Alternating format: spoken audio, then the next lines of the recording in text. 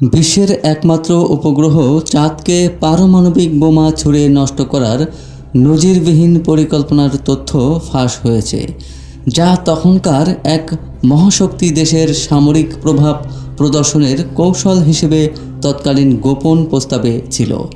ওই গোপনীয় পরিকল্পনার নাম ছিল a study of lunar research flight project A9।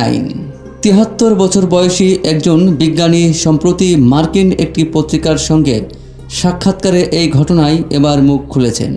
তিনি জানিয়েছেন, ১৯৫৮ সালে যুক্তরাষ্ট্র ছিল এমন এক কৌশলগত প্রস্তাবের মূল হোতা, যার উদ্দেশ্য ছিল চাঁদে বিশাল বিস্ফোরণ ঘটিয়ে বিশ্বজুড়ে তাদের সামরিক ক্ষমতা প্রদর্শন করা, বিশেষ করে তখনকার প্রতিদ্বন্দ্বী সোভিয়েত ইউনিয়ন রাশিয়াকে ভিড় দেখানোর জন্য। ডক্টর লিওনার্ড রাইফেল সাক্ষাৎকার অনুসারে বলছেন, প্রযুক্তিগত দিক থেকে চাঁদকে পুরোপুরি উড়িয়ে দেওয়া সম্ভব নয়, তবে চাঁদে একটি বড় বিস্ফোরণ ঘটিয়ে মাশরুম মেঘ তৈরি করা সম্ভব বলে পরিকল্পনাকারীরা ভেবেছিলেন। পৃথিবী থেকে সেই বিশাল মাশরুম মেঘ দৃশ্যমান হলে বিশ্ববাসীর মনে যুক্তরাষ্ট্রের সামরিক শক্তি সম্পর্কে ভয় ও সম্মান সৃষ্টির কথা উদ্দেশ্য ছিল। ডক্টর রাইফেল আরও জানান, প্রাথমিকভাবে যে ধরনের বিস্ফোরণের কল্পনা করা হয়েছিল সেটি দ্বিতীয় বিশ্বযুদ্ধের হিরোশিমায় ব্যবহার হওয়া বোমার আকারের সমতুল্য হিসেবে বিবেচিত ছিল।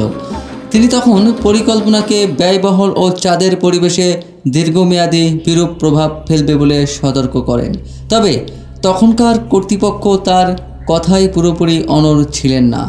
তিনি দাবি করেছেন, পরিকল্পনাকারীরা চাঁদের যে নির্দিষ্ট বিন্দুতে লক্ষ্য নির্ধারণ করেছিল তাতে আঘাত করলে তার প্রভাব ওই বিন্দুর থেকে প্রায় ২ মাইল এর আশেপাশে সীমাবদ্ধ থাকবে। তবে তিনি এও জানিয়েছেন যে কিভাবে বিস্ফোরণ ঘটানোর কৌশল বাস্তবে সম্ভব করা যেত তা পুরোপুরি ফাঁস করেননি। পাশাপাশি এখনও কোনো তথ্য নেই যে যুক্তরাষ্ট্র বা অন্য কোনো দেশ চাঁদ নিয়ে নতুন কোনো গোপন পরিকল্পনা করছে কিনা।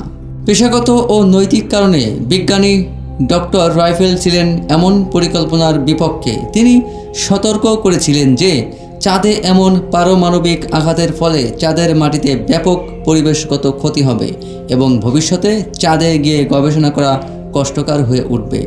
এই তথ্যে বিশ্বজুড়ে নিন্দা ঝড় ওঠার কথা বলা হচ্ছে, কারণ চাঁদ শুধুই কৌতুক বা প্রদর্শনের মাধ্যম নয়, তা পৃথিবীর জোয়ার ভাটা, আবহাওয়া এবং পৃথিবীর ধারাবাহিকতা বজায় রাখতে গুরুত্বপূর্ণ ভূমিকা রাখে। ফলে উপগ্রহের ওপর এমন ধরনের মানব সৃষ্ট আক্রমণের সম্ভাব্য প্রভাব নিয়ে সতর্কতা তোলে আন্তর্জাতিক মহল।